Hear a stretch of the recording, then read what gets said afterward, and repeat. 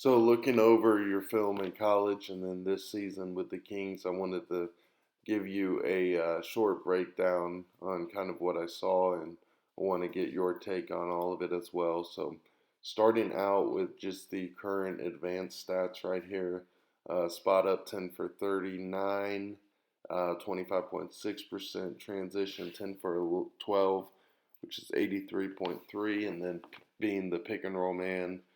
This is the big one right here, is 8 for 14 for 57.1%. So looking at the three, the first one's going to be the pick and roll pop, which I think is going to be your biggest attribute at the G League and NBA level.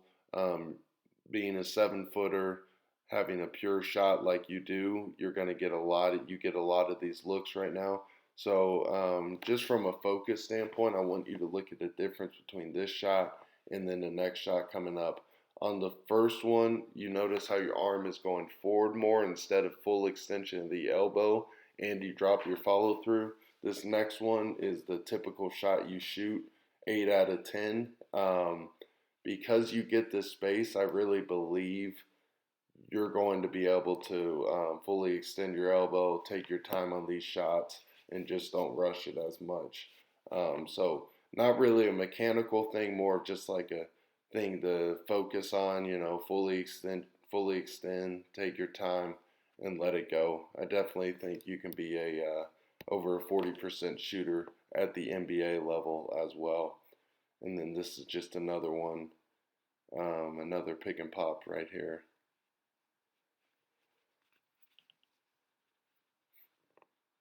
So again, kind of drop your follow through, push forward more instead of extending the elbow up.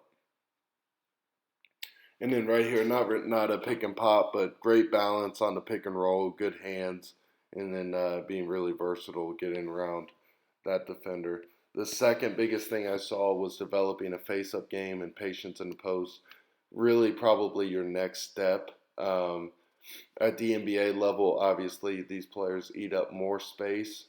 So I think using your versatility, continuing to improve your ball handling, and improving your angles will be big for you.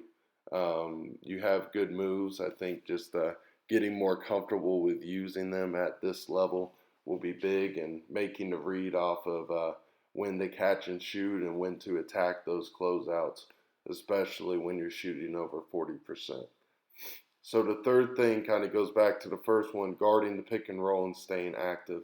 So at the NBA level, a lot of times, especially for a versatile big, they want to look at the pick and roll from the offensive and defensive perspective, because over 50, 60% of the game is played off of these pick and roll actions right here. So just keeping your head on a swivel, being really active, um, staying lower on these closeouts and guarding the first couple dribbles will be especially big. Will be big for you when you're playing against versatile long bigs.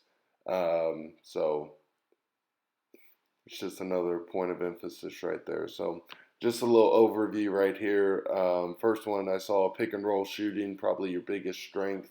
That's obviously a big asset. 7 feet tall with a pure shot. Definitely the ability to shoot the ball with anyone. The second thing is variety in the post. That's just really elevating your game to being able to attack those closeouts when they're given to you, finish with both hands, and just take it one step at a time with what you work on in your development process there. And then the third thing, obviously, which I just showed you, was the pick and roll defense, reading when that guard gets an angle on their player, so you can get back to your big, and just staying active, defensive rebounding. So those are the three biggest things I saw from watching all the film. So just let me know what you think. Thanks.